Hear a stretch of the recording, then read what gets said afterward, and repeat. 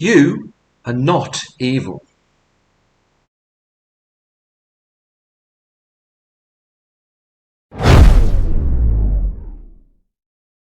I've emphasized before on this channel that I was not personally injured by my time as a Christian. I wasn't brought up in a Christian family. Although I was baptized into the Church of England as a child, we didn't go to church. The question of God never came up for me. I was converted to Christianity much later in life, in my late teens. My time as a Christian, particularly at theological college, was great. I made great friends. We had the deepest of deep philosophical and theological discussions into the wee hours of the morning. My time in theological college opened my eyes and my mind to a whole world I would not have otherwise, most probably anyway, had access to. Not only the Bible and Christian teaching, but philosophy, psychology, sociology, history, ethics, politics, even literature. I was always interested in literature, but in theological college I was in a community, a well-educated and highly cultured community, which had a deep appreciation for literature, music, art. All of this was in Australia, in little old Adelaide, up in the hills in South Australia. But I was being taught by people who'd been immersed in the culture of Cambridge and Oxford. I was from a strongly working class background, despite which, and mostly because of my father, who was always a worker on the factory floor, but had somehow managed to discover culture. But despite this working class background, I had discovered writers like Tolstoy, Dostoevsky and D.H. Lawrence, among others, in my teen years. But no one around me, none of my contemporaries at school, shared my interests. But in theological college, most of the other students there were from, well, shall we say, a different class of society. I admit that I learned to be something of a snob during those years. Suddenly I attended things called dinner parties. I even held them when I was married. But snobbish as this was, the world opened up to me. It was unfortunately true then, and probably still is now, that some sections of society have more opportunities than others, more privilege. Becoming an Anglican, attending theological college, being an assistant priest in a wealthy, older, inner Adelaide suburb, gave me access to some of those opportunities. I've described my exit from the church and from faith elsewhere on this channel. I don't want to go into that again here. I just want to make the point that I was not damaged by my time as a Christian. I have no personal resentment towards the church. Other people have not been so lucky. I hear horror stories of people who grew up in the Catholic Church, but also from people who've grown up in fundamentalist evangelical churches. There are lots of channels out there on YouTube by people who've left the church, particularly these evangelical churches. They're in the process of deconstructing, as they will often say, their old belief systems. Some go so far as to deconvert. These are clunky terms, but these are the terms they use, and you know what they mean. Not all of them become atheists. Many just find a more moderate belief system. But so many of them, Catholics and evangelicals alike, tell horror stories of what they went through, particularly as children and teenagers.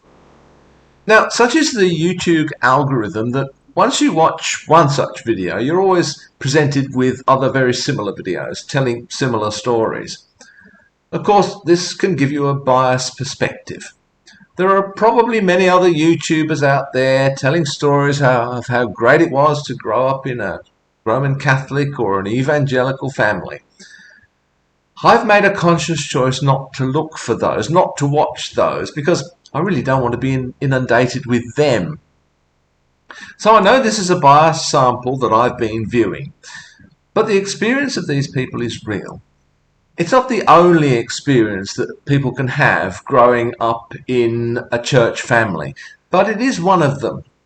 The experiences these people are describing are quite traumatic, and I'm sure that some of them are actually experiencing some kind of post-traumatic stress. Of course, it's also true that many people who didn't grow up in Christian communities, Catholic or evangelical or otherwise, who have also suffered various childhood traumas. I'm sure I could find plenty of videos describing the horrors of growing up in an explicitly atheistic household if I wanted to.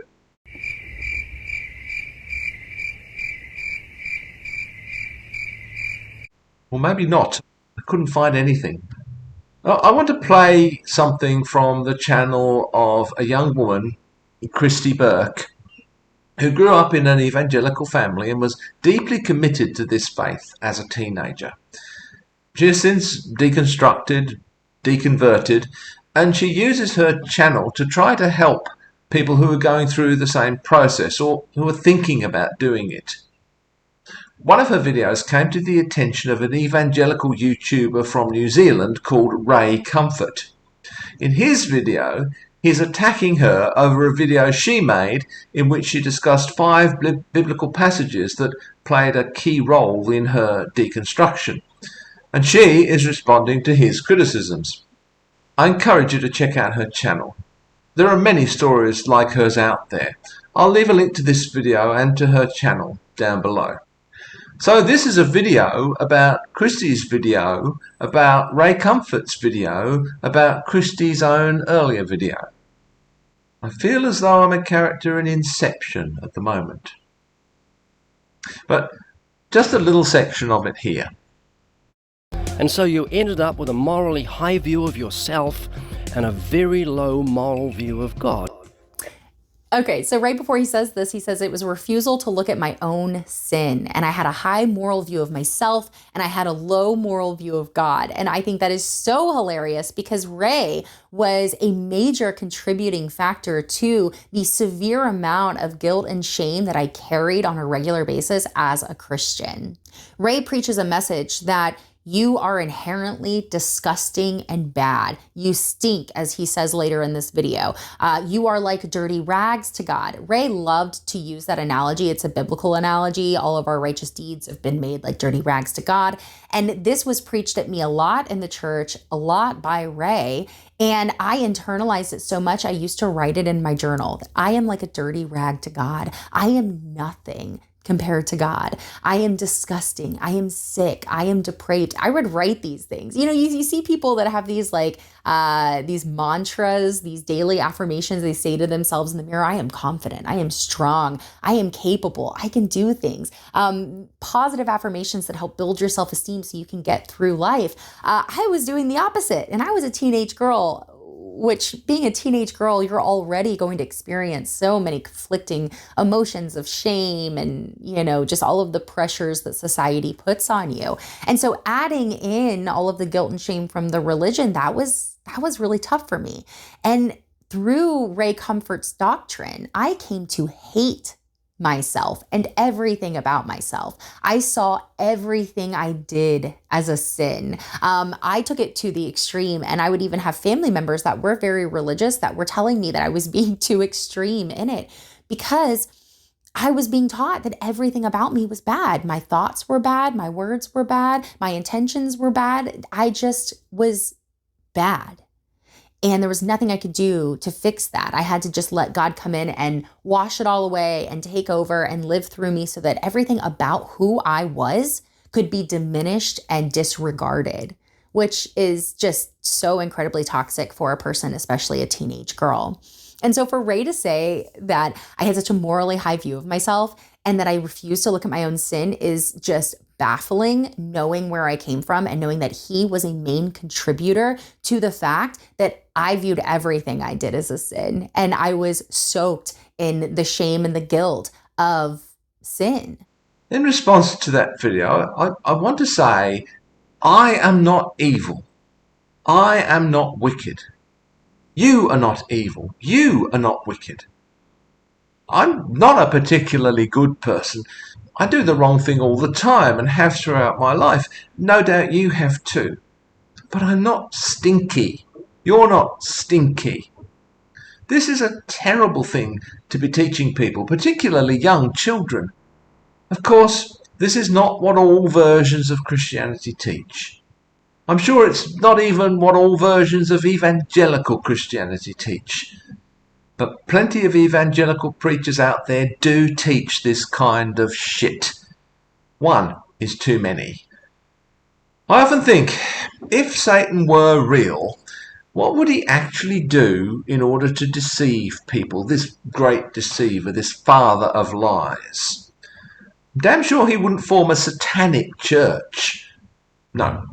If Satan actually existed, the perfect vehicle for his mission to defy God and to deceive and destroy humanity would be precisely this kind of evangelical Christianity.